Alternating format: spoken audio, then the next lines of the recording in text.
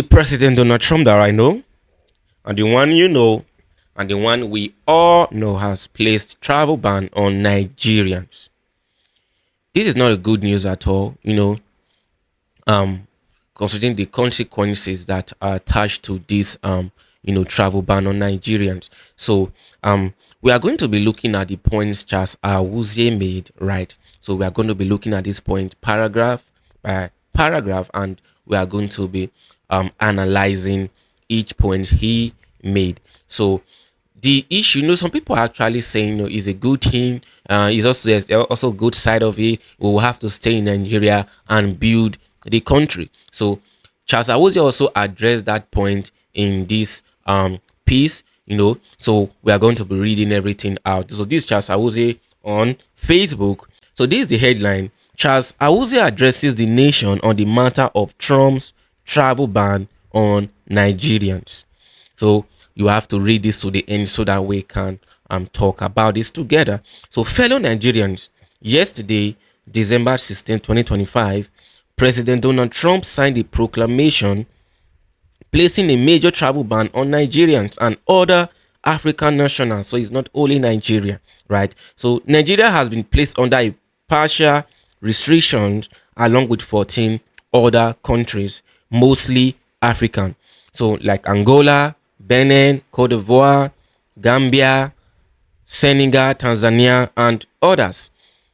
So what does this mean for us?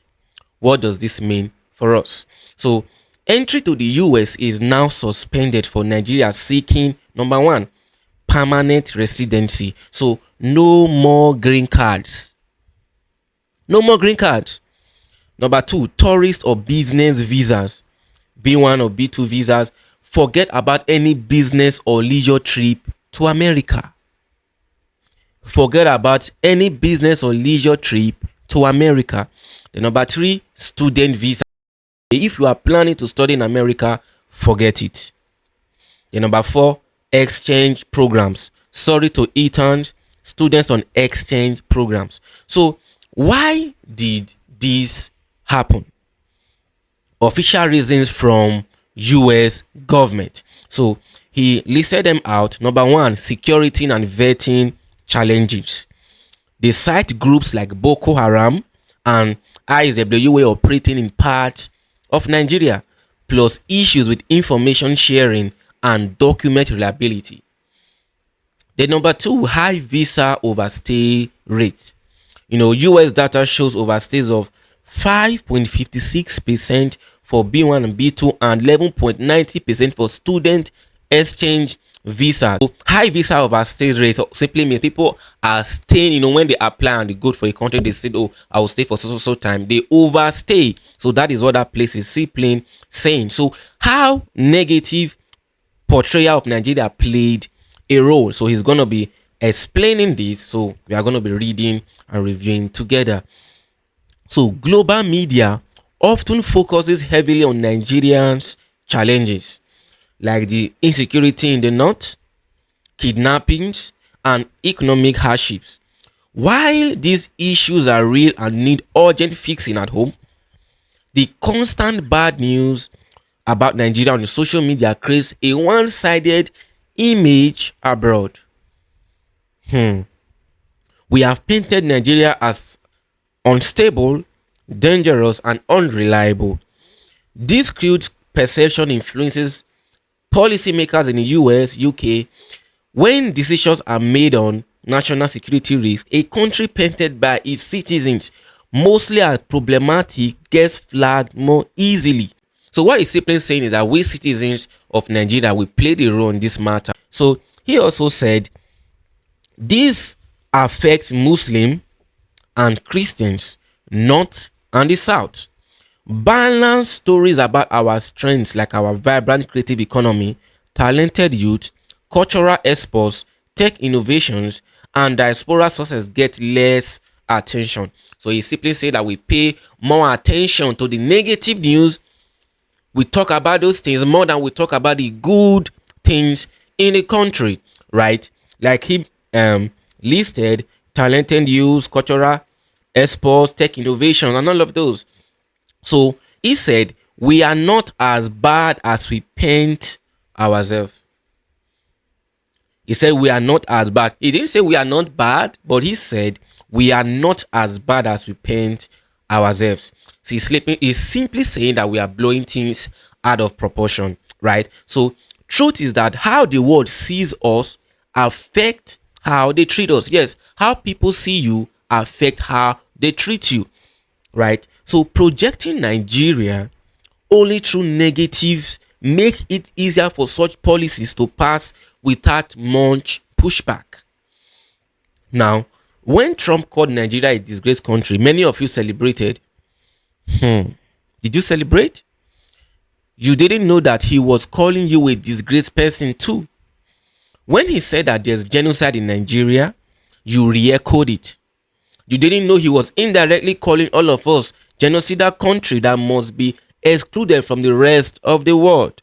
What do you think about that? You thought he would ban only a certain region. No.